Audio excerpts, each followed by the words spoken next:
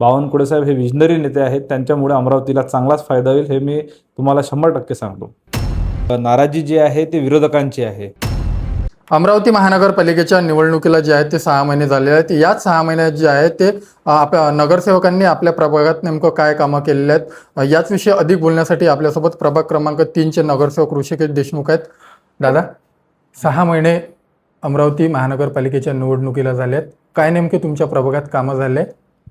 आपण मी निवडणुकीच्या आधी नागरिकांना जे आश्वस्त केले होते की प्रभागामध्ये योग भवन असेल, आपण सभागृह केलं होतं नागरिकांसाठी, महिलांसाठी जे योग भवनाचं मी आश्वस्त केलं होतं ते काम सन्माननीय पालकमंत्री चंद्रशेखरजी बावनकुळे साहेब यांच्या नेतृत्वात आणि नागरिकांच्या मागणीनुसार मी ते काम सुरू केलेलं आहे आणि ते काम पूर्णत्वास आलेलं आहे.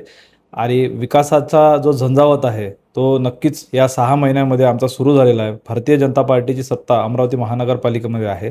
आम्ही जो अजेंडा घेतला होता, साफसफाईचा अजेंडा जो घेतला होता शहरामध्ये, इंदोरसारखं साफसफाई अमरावती शहरामध्ये झाली पाहिजे, त्या धर्तीवरती या गेल्या 2 महिन्यामध्ये पावसाळ्यात जी परिस्थिती उद्भवली होती ती परिस्थिती पूर्ण हाताळण्यात यश मिळालेलं आहे आणि चांगल्या पद्धतीचं कामकाज अमरावती महानगरपालिकामध्ये होत आहे. प्रभागातल्या जनतेच्या काय नेमक्या समस्या सोडवल्या आहेत तुम्ही, काय सांगाल? प्रभागाच्या जनतेच्या ह्याच समस्या होत्या. दैनंदिन कचऱ्याची गाडी साफसफाई झाली पाहिजे आणि ज्या पद्धतीचे 3 वर्षामध्ये प्रशासक काळामध्ये जे कामं रखडलेली होती ती कामं होती, नाली, रस्ते, या कामांकडे पूर्णत्व दुर्लक्ष झालं होतं. पण आमच्या महानगरपालिकांमध्ये ज्या नागरिकांनी जसं आम्हाला सूचना केल्या, मार्गदर्शन केलं, ज्या मागण्या केल्या, आम्ही त्या मागण्या पूर्ण मंजूर करून त्याचे कामकाजसुद्धा सुरू केलेले आहे.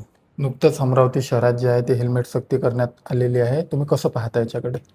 हेल्मेट सक्तीचा जो विषय सन्माननीय पोलीस विभागाने जो आपल्या अमरावती शहरामध्ये राबवला आहे त्यासाठी तसं पाहिलं तर सकारात्मकच तो विषय घ्यायला पाहिजे सगळं विद्यार्थ्यांनी आणि सर्व नागरिकांनी.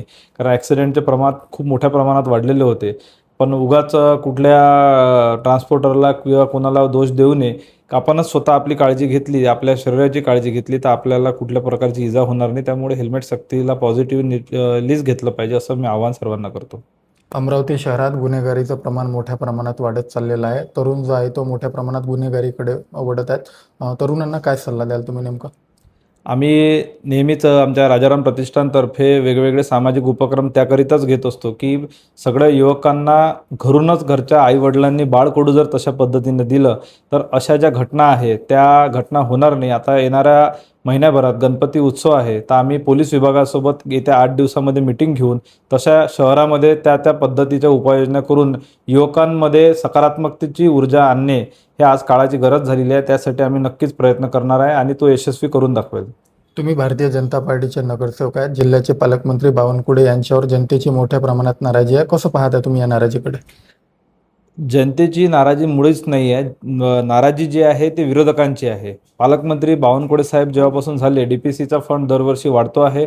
अमरावती शहरामध्ये जे सन्माननीय पालकमंत्र्यांनी आम्ही जेव्हा उमेदवार म्हणून उभं होतो तेव्हा CCTVचा प्रोजेक्ट जो या शहरामध्ये राबवण्याचा जो शब्द दिला होता तो शब्द या DPCच्या मीटिंगमध्ये पूर्ण झाला आणि पुढल्या महिन्यामध्ये ते आता काम टेंडरिंगला लागलेलं आहे. पुढल्या महिन्यामध्ये शहराची सुरक्षितता जी आहे ती चांगल्या पद्धतीने AI द्वारे जे चांगले कॅमेरे आपण मुंबई पुण्यामध्ये बघतो आहे ते अमरावती शहरामध्ये सुरू होत आहे आणि तो चांगल्या माध्यमातून एकाही समाजाच्या नागरिकाला कुठल्याही प्रकारचा त्रास होणार नाही. महिलांसाठी साहेबांनी जो पुढाकार घेतलेला आहे, सर्व शेतकऱ्यांसाठी पुढाकार घेतलेला आहे आणि असे पहिले पालकमंत्री आहे की ज्यांनी DPCमध्ये 150 कोटी रुपये शेतकऱ्यांच्या पूर्ण महाराष्ट्रामध्ये प्रत्येक DPCला प्रत्येक पालकमंत्र्यांना त्यांनी निर्देशित केलेलं आहे की आपण आपल्या ह्याच्यातला जिल्हा नियोजनचा जो फंड आहे तो शेतकऱ्यांच्या कर्जमाफीसाठी दिला पाहिजे आणि त्याची मंजुरात सुद्धा पूर्ण महाराष्ट्रामध्ये सर्व ठिकाणी झालेली आहे. त्याच्यामुळे बावनकुळे साहेब हे विजनरी नेते आहेत. त्यांच्यामुळे अमरावतीला चांगलाच फायदा होईल हे मी तुम्हाला 100% सांगतो.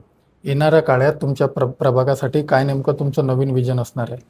आपण येणाऱ्या काळामध्ये ज्येष्ठ नागरिकांसाठी तसेच सर्व युवकांसाठी एक मी मॉडेल तयार करतो आहे आणि त्या मॉडेलाची अंमलबजावणी त्यातला पहिला टप्पा म्हणून आम्ही ऑक्सिजन पार्कचं करतो आहे. त्याची आत्ताच आमची मागणी मंजूर झाली आहे. सन्माननीय आयुक्त साहेबांनी त्याच्यावर मंजुरात सुद्धा दिली आहे. या प्रभागामधूनच शहरात विविध उपक्रम आम्ही राबवणार आहे आणि ते उपक्रम आपण गार्डनच्या माध्यमातून असेल आणि विद्यार्थ्यांसाठी वेगळे वेगळे प्रशिक्षण असेल, जसंच तुम्ही म्हटलं गुन्हेगारीसाठी, तर गुन्हेगारीच्या प्रवृत्तीला आळा बसला पाहिजे यासाठी आपण अमरावती शहरामध्ये, अमरावती विधानसभेमध्ये चांगल्या पद्धतीने कार्य करणार आहे मनपाच्या माध्यमातून. तर हे होते प्रभाग क्रमांक 3चे नगरसेवक ऋषिकेश देशमुख. त्यांनी सविस्तर आपल्या सर्व प्रश्नांची जे उत्तरे आहेत ते दिलेली आहे. कॅमेरा पर्सन संकेत ठाकूरसह योगेश मोहकार, अमरावती ब्रेकिंग.